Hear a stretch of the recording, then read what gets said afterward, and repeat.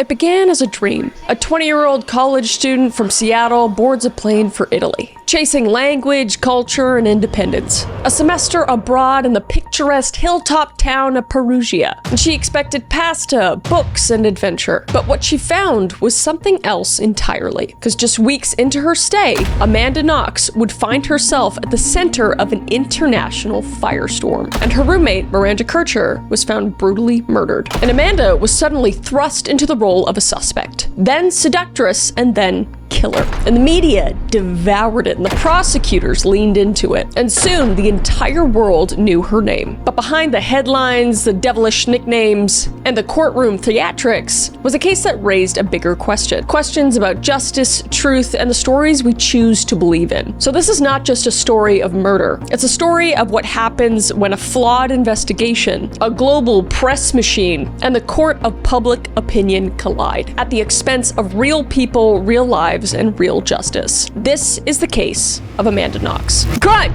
conspiracy, cults, serial killers, and murder. All things that I love to consume, and I know you do too, you sick, twisted, beautiful, intellectually minded freak! And today we're getting into a controversial case, a conspiratorial case, to say the least. So without further ado, let's unbuckle our seatbelts, go Mach 5 down the highway, slam on the brakes, and bust through this windshield into this controversial case together.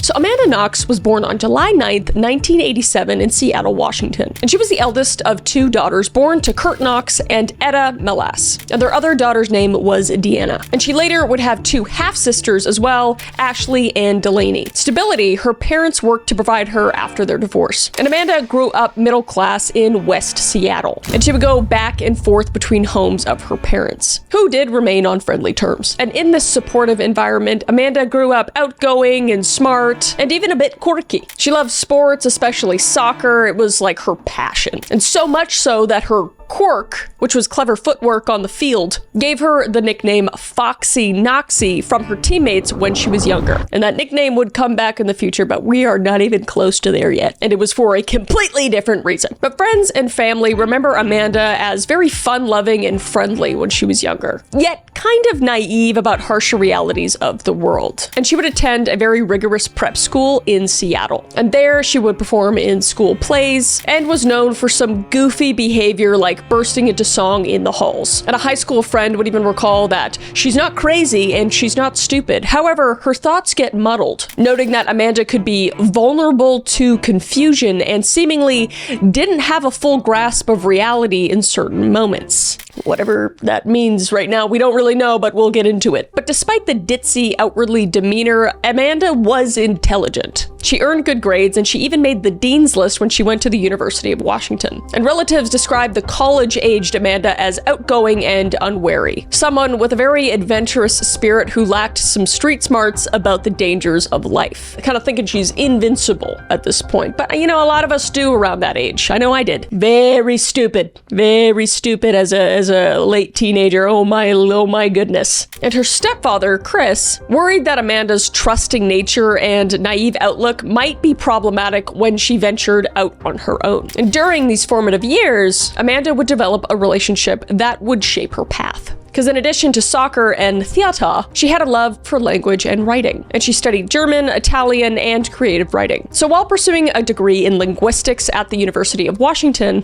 she had dreams of traveling and immersing herself into foreign languages. So the seed of her Italy dream had been planted actually on a family vacation she took there at the age of 15, and it only grew in time. And by her late teens, Amanda was determined to experience life abroad. So she would work part-time jobs to fund a year of study in Italy. And her family would support her goal, though Chris cautioned that she might not be ready for such a big adventure just yet. But Amanda's mind was completely set. and she would go to Italy and immerse herself in a new culture and carve out her own story. So by 2007, Amanda Knox was 20 years old, and she was ready to spread her wings beyond Seattle, and Italy called her name, because she had fell in love with the country and culture when she was 15 and visited. Between the art, history, and the language, the idea of Italy just captivated her. So Amanda would arrange to spend an academic year in Italy to refine her Italian and seek adventure. And when choosing a destination, she skipped tourist-heavy cities like Rome or Florence, and she would end up picking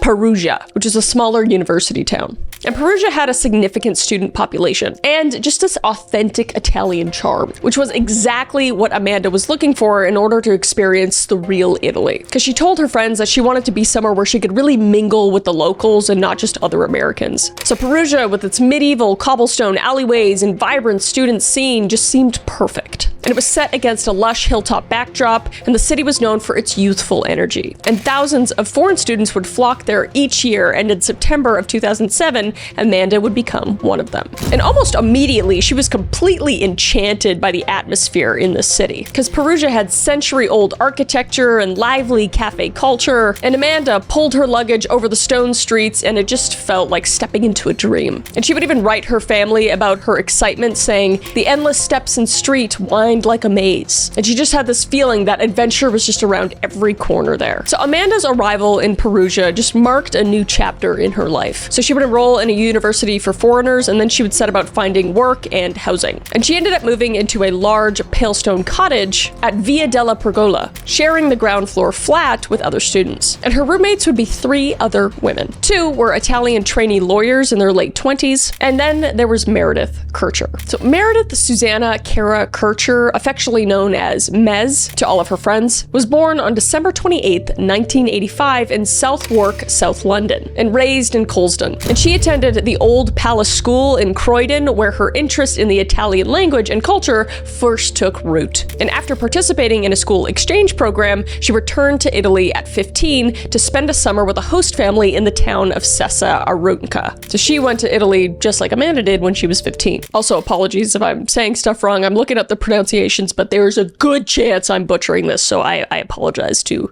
the Italians out there. And Meredith would later enroll in the University of Leeds, studying European politics and Italian. And she would work various jobs to support herself, including a barmaid, a tour guide, and promotional work. And she even briefly appeared in a 2004 music video for Christian Leontio's song Some Say. So ambitious and driven, Meredith just hoped that one day she could work for the European Union or pursue a career in journalism. And in October of 2007, Meredith would move to Italy and attend the University of Perugia, taking courses in modern history, political theory, and cinema history. And those who knew her described her as bright, compassionate, funny, and very well-liked among her peers. So Meredith, Amanda, and the 2 other girls would be flatmates in Perugia. And it was at this point that Amanda was trying to find a job, and she actually would find a job, and she would be hired as a bartender. And it would be at a local bar called Le Chic, and it would be owned by Dia Patrick Lamamba. So juggling classes in Italian and shifts at the bar and the thrill of a newfound freedom, Amanda settled into her life in Perugia with enthusiasm. But little did she know that these mundane details would soon become central in a tragedy that grabbed global headlines. So in Perugia, Amanda eagerly embraced a social life that was full of new friendships, as it was a new experience. And one of the first bonds that Amanda formed was with her roommate, Meredith Kercher. So thrown together by circumstance, the 2 women would actually get along really well, because Meredith was warm, witty, and very studious, and she already had a very tight-knit group of British friends in Perugia, but they wouldn't see Amanda much, because Amanda was more interested in mingling with the local Italians. But still, the roommates made an effort to spend some time together. So they would cook dinners in their shared kitchen, and they even indulged their sweet tooth in Perugia's Euro Chocolate Festival, wandering the stalls of the city's very famous chocolate fair as autumn set in. And later on, after all the stuff that happened, Amanda's mom would say that there was never any bad blood between the girls that she knew of, saying that they got along great. And beyond her friendly relationship with Meredith, Amanda built some social circles in Perugia, because she was the type to strike up a conversation with anyone. And she found herself hanging out with a mix of people, because as we know, Amanda preferred the company of Italians over sticking with English-speaking people, because she really wanted to immerse herself and learn Italian. And her free-spirited nature made her make friends really easily. And one acquaintance was Rudy Guade, a young young man originally from the Ivory Coast who had been informally adopted in Perugia's scene. And Amanda and Meredith would meet Rudy only a couple of times through the guys who lived in the apartment below theirs. And in one casual gathering in mid-October, Amanda and Meredith went downstairs to their neighbors and wound up in a late-night hang sesh with Rudy. But Meredith would eventually leave for bed around 4:30 a.m., with Amanda following behind her. And Rudy would crash on the couch that night. And these encounters were ordinary in student life in Perugia, and nothing about Rudy particularly stood out at the time, other than he seemed undisciplined, preferring to spend all of his time just playing video games. And he was even discovered by police in an abandoned house with a knife at one point. But a far more significant person in Amanda's life was Rafael Solicito. So on October 25th, 2007, Amanda and Meredith went to a classical music concert at Perugia's University. And there, amidst the crowd, Amanda would strike up a conversation with someone, and that someone was Rafael. And he was a shy, 23-year-old Italian who was studying computer science. And sparks began to fly immediately. And that very night, their connection would turn intimate. And soon, Amanda and Rafael would be inseparable, spending almost all of their free time together. And she began staying over at Rafael's apartment nearly every night after they met. And Rafael had a small flat that was about a 5-minute walk away from Via della Pergola, which is where Amanda stayed with her roommates. And the relationship was just a whirlwind with intensity typical in young love. And later on, Rafael would admit that Amanda was actually only his second girlfriend ever, and that he was somewhat inexperienced with love at this point. But he fell quickly for her. And Meredith, her roommate, had actually started dating an Italian young man who lived downstairs, Giacomo Silenzi. And Amanda's lifestyle in Italy was that of any college student abroad. Equal parts responsibility and fun. So by day, she went to class, studied Italian grammar, and earned pocket money serving drinks at Le Chic. And by night, she socialized with a diverse set of friends, and obviously her boyfriend. And she was known to be very open with her sexuality and engaged in some casual sex as well. And there was some drinking and cannabis use as well. And Amanda would even later note that in her house, pot was just as common as pasta. But it was all within the realm of what one might expect in a college-aged youth flat. Amanda was by no means a very heavy drug user or wildly promiscuous as later portrayed. She was just a free-spirited 20-year-old exploring her freedom. And none of it really seemed ominous or out of the ordinary for a study abroad student in 2007. So in those early autumn weeks, Amanda was, by all appearances, just simply living the dream. Studying in a beautiful Italian town, falling in love, and forging new friendships. But her ordinary rhythms of student life were about to collide with an unimaginable horror on the night after Halloween. November 1st, 2007 was All Saints' Day, which was a public holiday in Italy. And many of Perugia's students, including Amanda's Italian roommates and the young man that lived downstairs, had left town for the long weekend. And the Via della Pergola house was quieter than usual, occupied that evening only by Meredith and, briefly, Amanda. So during the daytime, Amanda and Meredith just went about their regular routines. So allegedly, at 4 p.m., Meredith crossed paths with Amanda and Rafael in the kitchen of the cottage before heading out. And that evening, Meredith would actually join her friends for pizza and ice cream. And she would leave the gathering at about 9 p.m., yawning and saying that she was exhausted and heading home to get some sleep. And Amanda, meanwhile, had originally planned to work a shift at Le Chic that night. But early that evening, her boss, Patrick Lumumba, sent her a text message saying just not to come in. So with an unexpected free night, Amanda opted to spend the night with Rafael, her boyfriend, at his apartment. And according to what both she and Rafael later told the police, they just spent a lazy night together in. They smoked a bit of marijuana, watched a French film called Amélie, and slept together. And this is the alibi Amanda Knox would stand by, that she was at her boyfriend's flat all night long, though it would be fiercely disputed by prosecutors later on. So what transpired back at the cottage on Via della Pergola 7 during the late hours of November 1st remains a matter of conjecture and controversy. But what is tragically certain is that Meredith Kercher never made it out of her bedroom alive. So sometime after 9 p.m., Meredith would make it back to her house. And the house at this point should have been empty, because Amanda was at Rafael's and her other roommates were out of town for the weekend. So at some point, Meredith would come home and an assailant or assailants would attack Meredith. And in the darkness of Meredith's room, a violent struggle would take place. And the rest of the world, including Amanda Knox, allegedly, would not learn of Meredith's fate until the following day. And this was a day that would reveal a very, very grisly scene. And it would turn Amanda's life completely upside down. So for Amanda Knox, November 2nd, 2007 would begin like any other lazy morning. Amanda and Raphael would wake up and they would make their way back to Amanda's apartment around noon. And upon her arrival, she would find a very concerning situation. She would find that the door was open,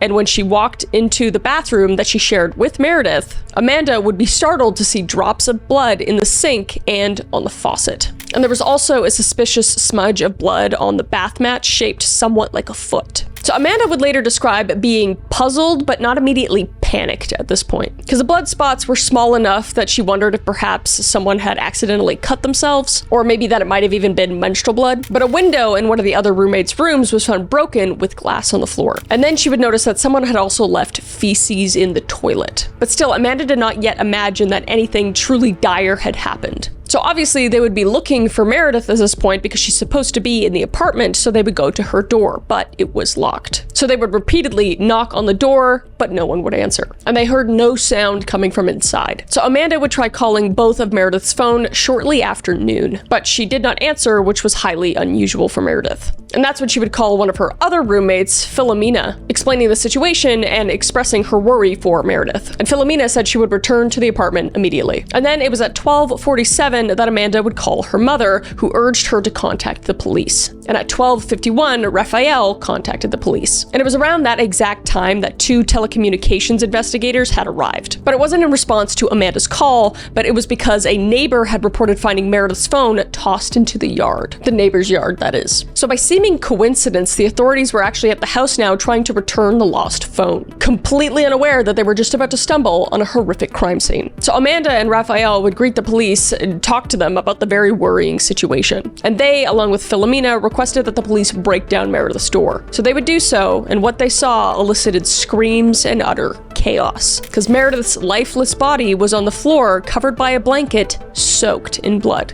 A lake of blood is how one investigator would describe the scene, because she had been stabbed multiple times, and a bloody necklace of shallow knife wounds encircled her neck. Cuts that seemed to suggest the attacker tried to force her into compliance. And finally, her throat was slashed so deep that a major artery was severed. And the coroner determined that Meredith died from catastrophic blood loss and asphyxiation, and that her death was not instantaneous, and that she was probably laying bleeding out for several minutes before she passed away. And evidence indicated signs of SA and or at least sexual activity before her death. It was just a horrifyingly cruel end for a young woman who just a few hours earlier had been hanging out and laughing with friends while eating pizza and ice cream. So in the aftermath of finding out Meredith had passed away, Amanda's behavior did not fit the mold of a distraught, hysterical roommate. At least not in the eyes of the Italian police or the public. So in the police station a short time after, as officers began taking statements from witnesses, Amanda's demeanor continued to raise eyebrows. And Chief Inspector Monica Napoleoni, head of Perugia's murder squad,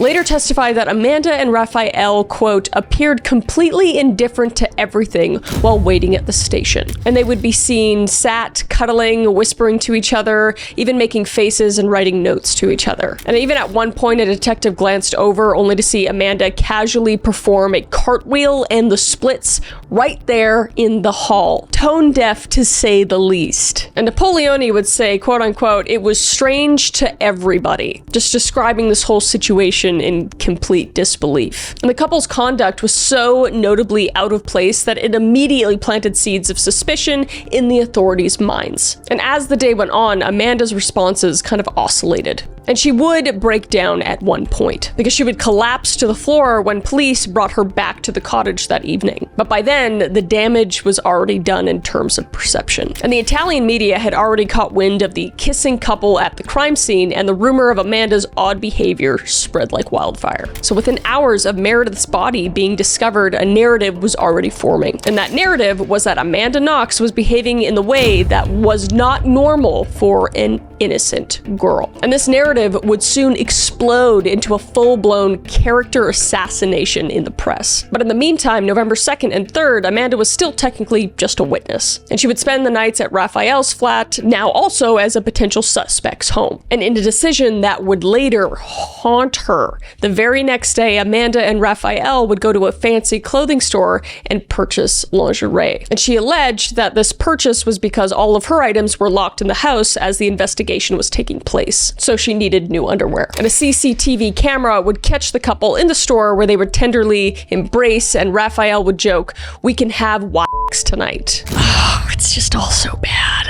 It all looks so bad. And the shop owner was just stunned to see Amanda's face on the news later, saying, "How could these two be buying thongs and laughing just a day after Meredith's murder?" And he would mention the incident to the police, who obtained the security tape. And they would give it to Giuliano Bignini, who was the prosecutor. And before long, that footage of Amanda and Raphael kissing and giggling over panties made its way to every TV screen in Italy. And the public's reaction was swift and merciless. So Amanda Knox was already guilty in the court of public opinion. Guilty not necessarily of actual murder, but just a shocking lack of morals and just, common sense and empathy. So these early perceptions, fair or not, just kind of set the stage for what was to come next. Because the police had an absolutely brutal murder on their hands, and now two young people who, in their eyes, were acting very, very strangely, given the circumstances. So in the days immediately following Meredith Kercher's murder, Italian authorities undertook a sprawling investigation, and they would quickly hone in on Amanda and Raphael as prime suspects, without any evidence at this point at all, just purely based on how they were acting at this point. But to the Perugia police, several things didn't add up at this point, because there was the break-in,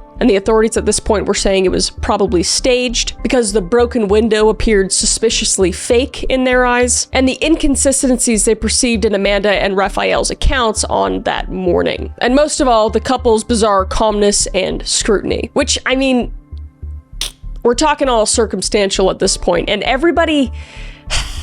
everyone reacts differently to when people die, and sometimes it's very off-putting, and sometimes that can mean that they're guilty, but sometimes it just means they're tone-deaf and stupid and a bit just dumb and just not thinking clearly, or just lack empathy completely. But at this point, everyone was like, these people absolutely did it. And it was very difficult to see otherwise, even though they don't have a lot to go off of at this point. So from November 2nd onward, Amanda was kept under close watch, and she was asked to come to the police station repeatedly to give witness statements. And as these sessions went on, their tone grew sharper, because investigators were openly skeptical of the alibi Amanda and Raphael had provided. And Raphael at one point even wavered in his testimony, telling police that he wasn't sure if Amanda had actually been with him the whole time, which is suspicious. And such hints of doubt only intensified the pressure on Amanda. But a critical turning point would come on the night of November 5th, 2007, when police would call in Amanda and Raphael for another round of questioning. But this time, it was at police headquarters, and this time was far more aggressive. So over the course of the night and into the early morning of November 6th, Amanda was subjected to interrogation that lasted several hours, and mostly in Italian, and without a lawyer present. So just whatever you're thinking of Amanda right now or Raphael, not fair.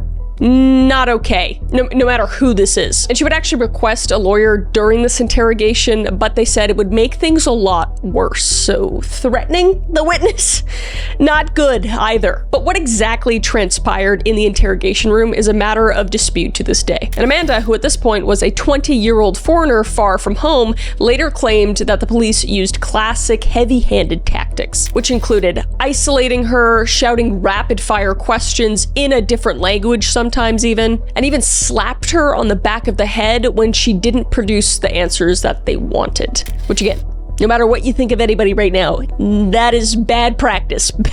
Very bad practice. If true, that is, because we don't know for sure. But Chief Inspector Napoleone would vehemently deny any physical assault that took place during these investigations and just said she was treated very well, absolutely no violence. But by Amanda's account, she was exhausted, confused, and very, very scared. And she felt berated, threatened, lied to, and slapped until reality itself felt blurred. But what's certain is that in the early morning hours of November 6th, Amanda buckled under the pressure and gave a wildly damning statement to the police. And in what she described later as induced coercion, Amanda would tell the interrogators this story. She would say that she was in the cottage when Meredith was killed. And specifically, she incriminated her own boss, Patrick Lumumba, claiming that Patrick was with Meredith in Meredith's bedroom that night. And Amanda said she herself covered her ears to drown out the screams as Patrick attacked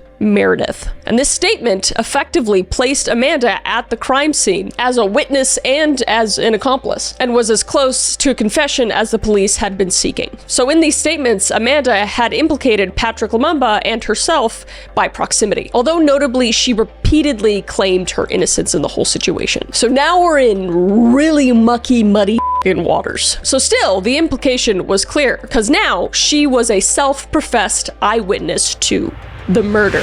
Not good. But Amanda would later recant this tale almost immediately, explaining that it had been completely coerced. But by then, the damage was already done. So on November 6, 2007, based on Amanda's confession and the investigation hunches that were developed, the police moved swiftly to make arrests. So in the early morning, Amanda Knox, Raphael, and Patrick were all arrested and taken into custody. And the authorities announced to the media almost immediately that the case was now virtually solved. And in the initial theory, the motive was some kind of sexual violence. And police would tell reporters that they believed Meredith was murdered because she refused to participate in violent sexual activity orchestrated by Amanda, Raphael, and Patrick. And they would point to Amanda's breakdown and confession as evidence. And the tabloid press in Italy and Britain immediately ran with this narrative, just painting this trio as a sordid sex game cult gone wrong,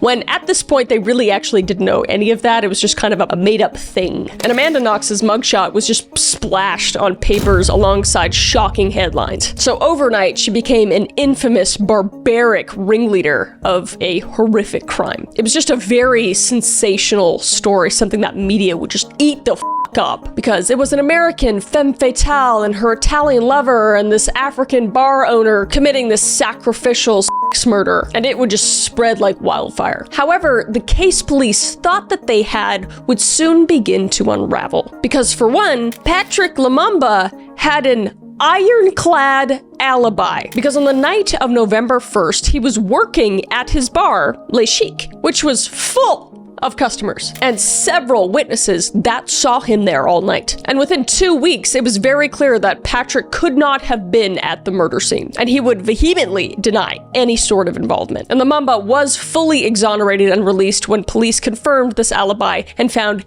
zero evidence placing him at the crime scene. And Amanda's accusation of this innocent man, whether a panicked false memory or a deliberate lie, now formed the basis for a separate charge against her, which was criminal slander. Just digging that hole for herself right now. But more importantly, the collapse of the case against Lumumba cast a really dark cloud over the police investigation in a whole. Because if Amanda's confession had pointed to the wrong man, how reliable were any of her statements? And under what circumstances had they been obtained? Now people were asking questions. And for Amanda, the aftermath of the interrogation was devastating, because she found herself in a holding cell, realizing that she had implicated herself in a murder she insisted she didn't commit. And even after retracting her confession, it was too late. And the authorities would keep pressing forward, because they did believe that Amanda had told the truth during that interrogation. And now they would just kind of construct their own theory around it. And they would just kind of like shift Lumumba out of that theory now that it was proven that he was not there. So soon, a fourth suspect would emerge from forensic evidence. Yeah, we haven't even gotten evidence, like actual evidence yet, just a really weird confession.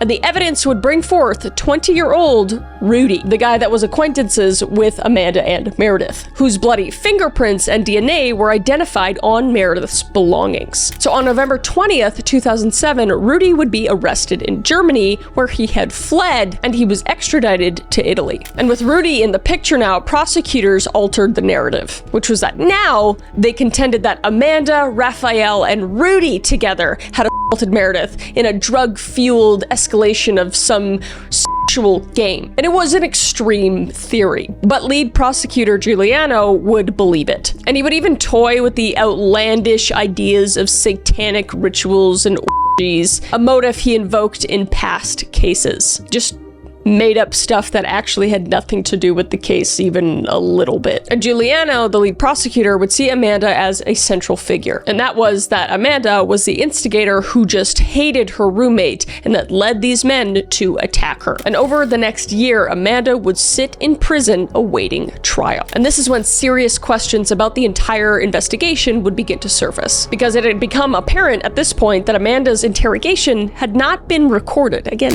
bad practice. And no lawyer was present.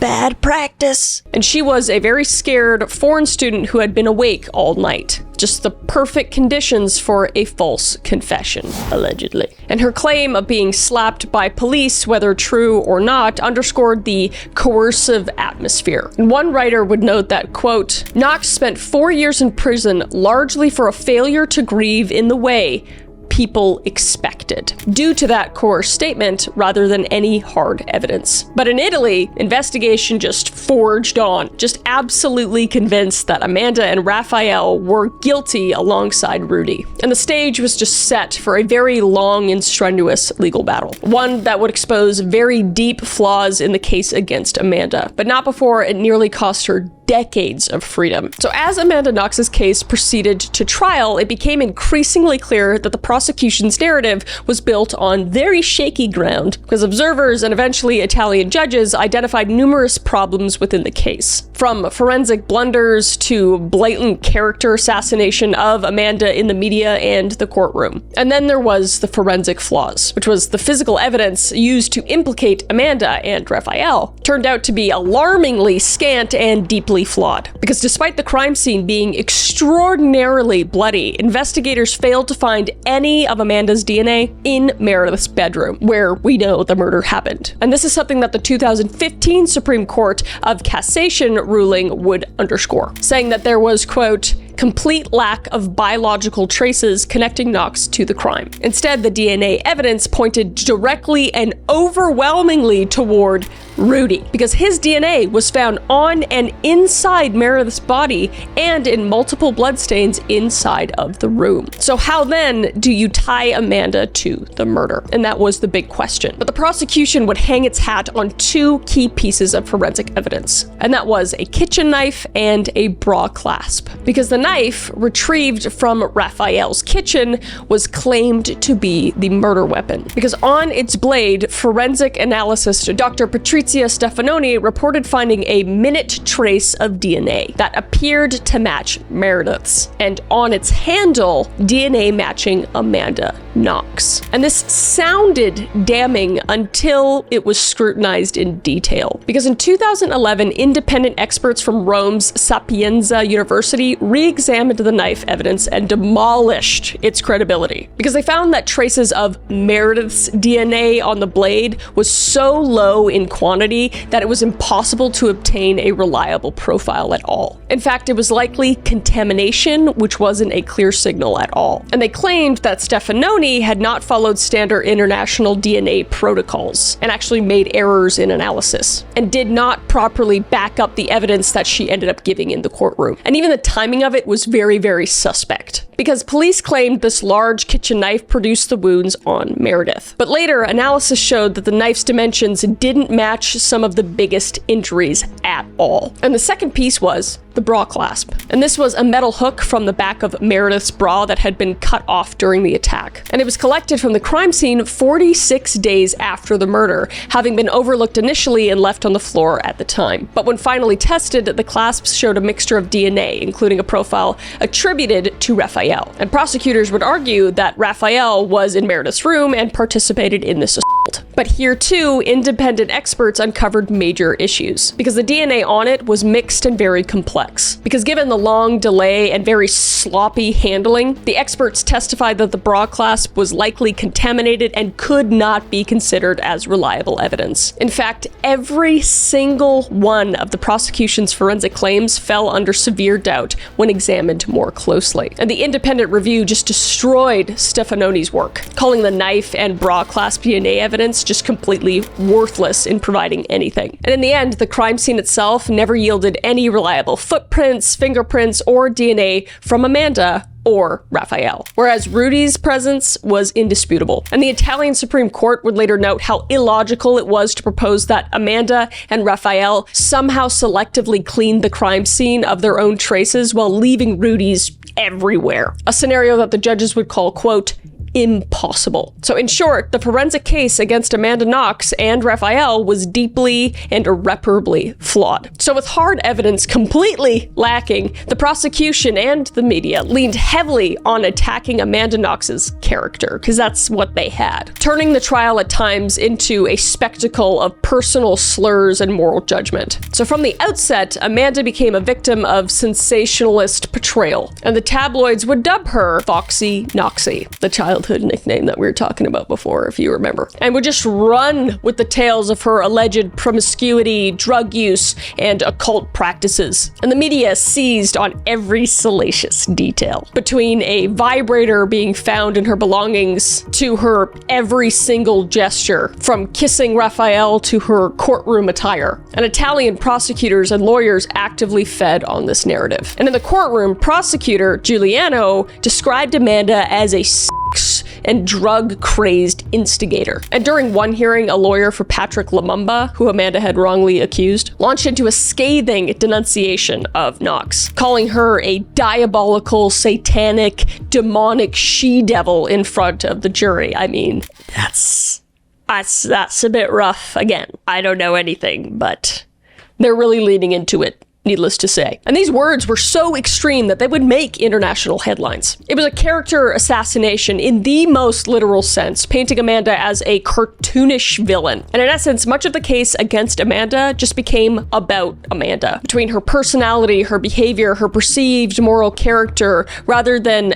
actual concrete facts or any evidence at all. And the blurring of the lines between evidence and character was just wildly condemned. And Amanda's father, Kurt Knox, called the media onslaught and the prosecuting tactics as, quote, character assassination. And the result was that by the time Amanda's trial started, she faced not only legal charges, but a public image so poisoned that many assumed her guilt before it even started, and just because of what they were told in the tabloids. So together, the faulty forensics and the character attacks nearly ensured a wrongful conviction. Allegedly. So the first trial was held in Perugia in 2009 and ended in a resounding defeat for Amanda and her co-defendant Raphael. So after nearly a year of hearings on December 5th, 2009, the jury found both of them guilty of Meredith Kercher's murder. And in addition to the murder conviction, Amanda was also found guilty of slander for falsely implicating Patrick Lumumba. And the court would sentence Amanda to 26 years in prison and Raphael to 25. So in the verdict, the judges accepted the prosecution's sensational theory that Amanda, Raphael, and Rudy, who by then had been separately trialed because there was so much forensic evidence, had jointly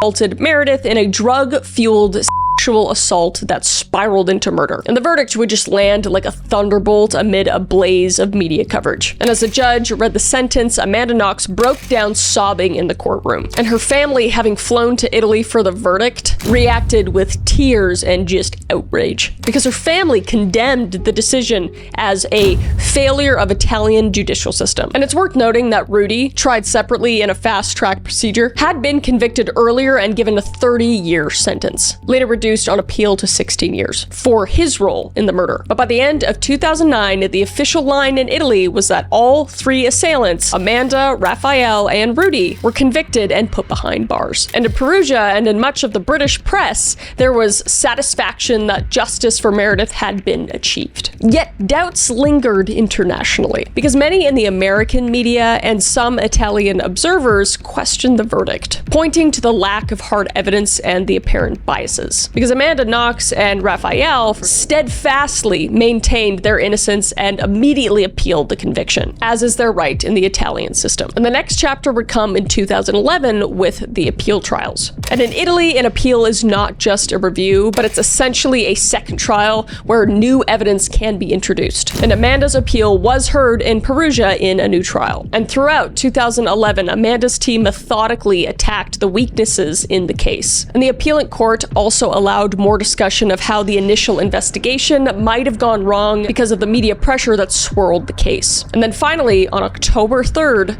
2011, the appeal court delivered a stunning ruling. Amanda and Raphael's convictions of murder were overturned. I'm really overwhelmed right now. So after 4 years in prison, Amanda was declared not guilty of the murder of Meredith Kercher due to the lack of evidence. And she would be immediately released from custody. So Amanda would be quickly ushered out, and within a day, she was on a plane back home to Seattle. And in a tearful statement in the Seattle airport, a dazed Amanda thanked those who believed in her and supported her family, saying she was overwhelmed. My family is the most important thing to me right now. They're reminding me to speak in English because I'm having problems with that.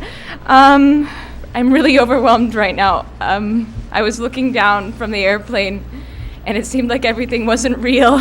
And for Amanda's family and supporters, it was a moment of great joy, just the end of a nightmare. However, the appellate court did uphold one aspect, and that was that the slander conviction of accusing Patrick Lumumba would remain in place. And they would give a 3-year sentence, but Amanda had already served 4 by then, so she was done. But still, by late 2011, Amanda Knox and Raphael were effectively free and exonerated in the eyes of the court. Yet the saga was not over, because in an unexpected twist that many outside Italy found hard to comprehend, the case went to the Italian Supreme Court and came back again. So in March of 2013, Italy's highest court reviewed the prosecution's appeal of the acquittal. And stunning Amanda and her supporters, the Court of Cassation overturned the 2011 acquittal and ordered a new appellate trial. And this meant that Amanda, currently safe in the US, and Raphael, who was still in Italy, were once again defendants facing murder charges. And the retrial would take place in Florence in 2013 to 2014. And Amanda, knowing that the US would likely not extradite her if she was reconvicted, chose to not return to Italy for the proceedings. And she would remain in Seattle, effectively being tried in absent. And Raphael, however, would appear in court, which would have been, I imagine, very agonizing without Amanda by his side. And in January of 2014, the Florence court would deliver its decision. And they would actually reinstate the guilty verdicts, reconvicting Amanda and Raphael